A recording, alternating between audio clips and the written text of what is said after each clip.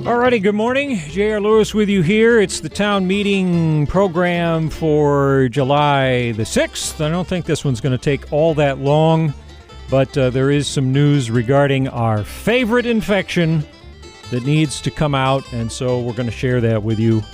And thanks, as always, to Cordova Wireless Communications for their sponsorship so we can do this program. It's an on-demand program, of course, and if you ever have any ideas for a show, we want to know about those, just let us know. And if there's an expert you want us to track down, a question you want to have answered, something you'd like to have us read perhaps on your behalf, you're welcome to make use of this time. That's what it's here for. And again, Cordova Wireless Communications, your local cell phone and wireless data provider, provides this service. So the short version is that apparently the Marine Highway has delivered us a positive case of COVID. And I'll say at the outset that for this to happen is not unexpected, as Dr. Sanders made clear when we visited Friday. She was our guest on the Daily Briefing. And if you want to hear what she had to say about that, you can go to youtube.com/Cordova TV and find the Daily Briefing for Friday the 3rd and listen to that. And I expect that during today's Daily Briefing, we'll be visiting with the mayor or Dr. Sanders, or maybe both, to get their assessment of this news. But what I'm going to do here this morning, again, relatively briefly, is read through the news release about this so you have a context of the full story from the state's perspective.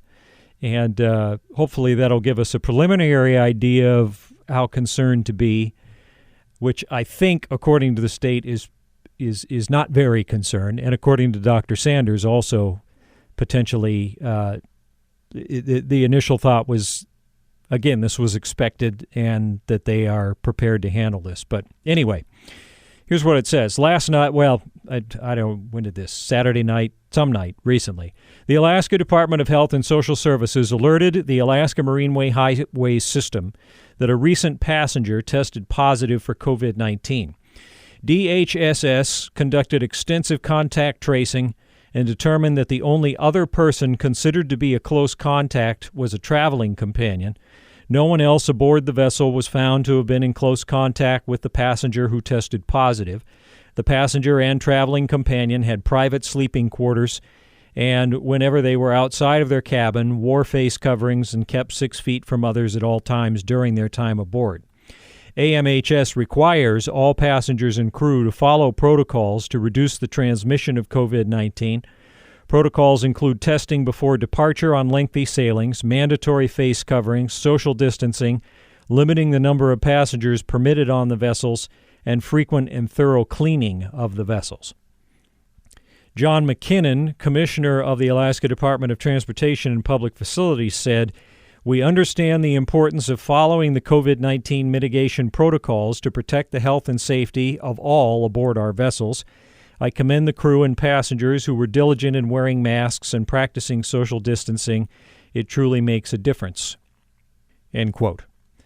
It's unknown when and where the passenger became infected or when the passenger became contagious.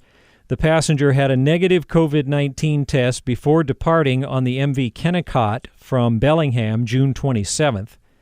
Testing is a helpful tool for diagnosing COVID-19, but is not perfect. For example, people will often not test positive for several days after they're actually infected. This is why it's important to continue practicing social distancing and wearing a mask, even if you have had a recent negative test.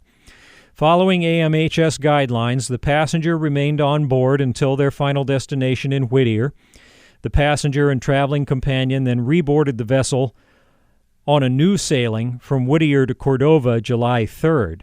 The subsequent positive test was the result of testing available for new arrivals in Cordova. The passenger is identified as a non-resident in the Valdez-Cordova census area in DHSS case counts. Both the passenger and their traveling companion are isolated and not having contact with anyone else. Dr. Ann Zink, Chief Medical Officer for Alaska, said, "This is an example of everyone doing everything right, but this is a sneaky virus, and travel is inherently risky during a global pandemic."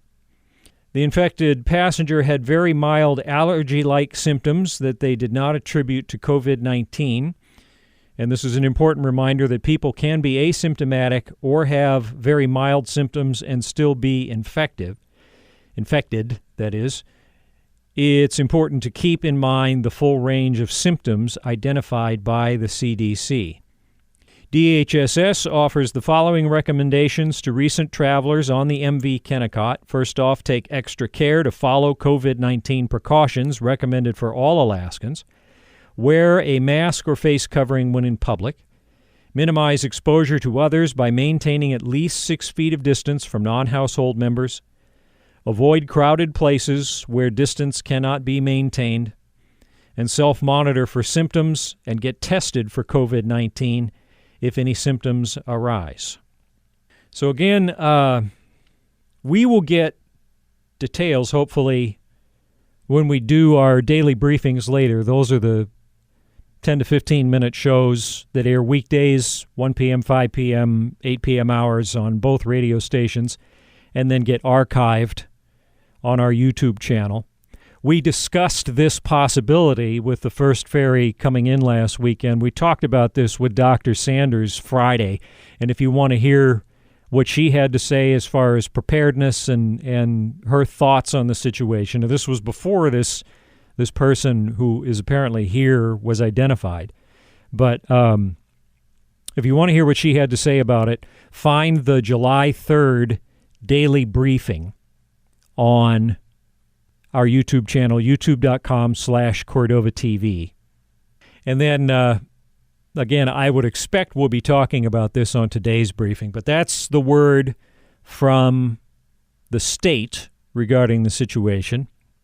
And we'll see how it plays out. Regardless, though, what we should be doing, of course, doesn't change. The masks, the social distancing, avoiding big groups, all of these things that are, and hand washing and sanitizing surfaces, all of that is still obviously in play and would be recommended regardless. And hopefully this situation will remain an isolated situation. We'll have to see. And we'll find out what our local experts have to say about it later today. But we wanted to jump in and provide that for you here during our town meeting time slot. We thank you for listening in. Big appreciation, as always, to Cordova Wireless Communications for making this show possible. They're a great partner that, not only supporting this show, but many things that we do, including just being able to broadcast in general. Very generous supporter of local radio. We'll see you a little bit later for the daily briefings. Again, if you want to hear any of our past content, Friday was actually a good day. We had that daily briefing that I mentioned with Dr. Sanders, and then also the sort of farewell program with Mike Hicks, Chief Hicks, which online had to be a little funny. YouTube's got this thing. See, because it was Chief Hicks, I wanted to use a little music from the Police as bumper music in the middle. YouTube hates that and gets cranky, so they kept flagging our, Robbie would try and post the show, and they kept flagging it. So I had to do some kind of ridiculous distortion of that section and make us sound like Darth Vader or the Master Control Program from Tron. So that part's a little dumb, but overall the show is very, very good. And if you want to hear that show, it's archived on the YouTube channel. Plus, as I said, the show we did with Dr. Sanders about COVID and the ferry. So thank you again, Cordova Wireless Communications. Thanks to everybody for listening in. We'll get you the rest of your 10 a.m. hour programming, and we'll see you for the daily briefing. First one at 1 p.m. right here on KLAM.